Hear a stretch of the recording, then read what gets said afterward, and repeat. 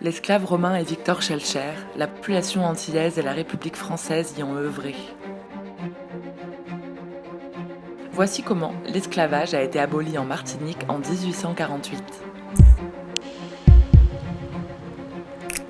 1848. Le 27 avril, sous l'impulsion de Victor Schœlcher, homme politique français, le gouvernement signe un décret pour abolir l'esclavage. Il doit être appliqué dans les Antilles françaises d'ici juillet. Dans les tiroirs depuis le 4 mars, l'information se répand jusqu'aux Antilles. Et cela provoque une attente insoutenable.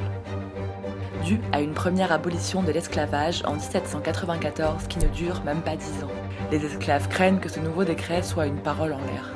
Et le 21 mai au soir, un événement embrase Saint-Pierre, en Martinique. Et il va y avoir une étincelle qui va mettre le feu aux poudres. C'est l'arrestation d'un esclavisé qui s'appelle Romain et qui bat le tambour. Le tambour, c'est un symbole fort, c'est un symbole par lequel les esclavisés transmettaient des informations. Enfin, ça a été interprété comme une contestation de l'autorité du propriétaire. Ce qui fait que cet esclave romain va être mis en prison. Ce déclenchement par l'arrestation de Romain fait qu'il y a un soulèvement général et ça va se répandre dans toute la colonie de la Martinique. L'esclave romain est libéré, mais les esclaves restent dans les rues. Ils se heurtent aux maîtres blancs et aux militaires. Cette flambée de violence embrase Saint-Pierre et la foule se dirige droit vers une maison où sont réfugiées des familles de colons parmi les plus honnis. Les esclaves y mettent le feu, l'émeute est à son comble. On compte des morts dans les deux camps. Le 23 mai, le conseil municipal soumet une motion d'abolition immédiate, par peur d'une escalade des violences. Elle est prononcée dans l'après-midi. La Guadeloupe et la Guyane suivront quelques jours après. Ce n'est pas sans rappeler le soulèvement de Saint-Domingue en 1791.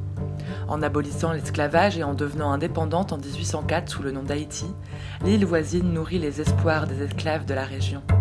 Tout à coup, il y a cette lueur d'espoir qui brille sur la mer des Antilles. Et puis aussi du côté des esclavagistes, cet équilibre de la peur qui se met en place. C'est-à-dire que tout à coup, des personnes qui étaient considérées comme hébétées, tout à coup, ces personnes-là qui étaient totalement déconsidérées, ben voilà, on s'aperçoit qu'elles peuvent mener une politique d'éradication d'un système esclavagiste.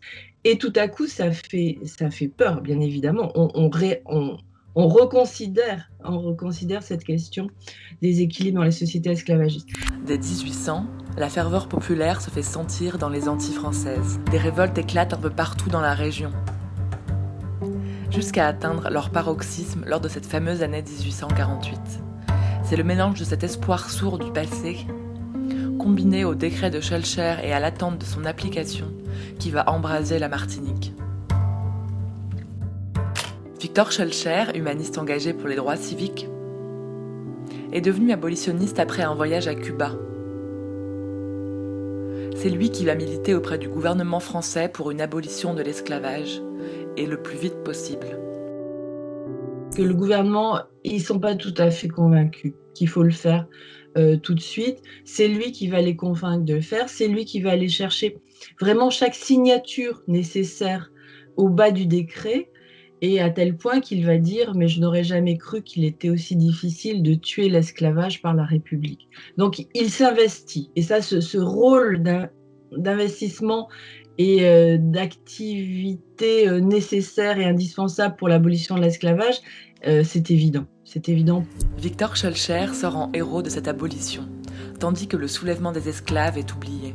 Une version institutionnelle va être contestée lors du centenaire de l'abolition.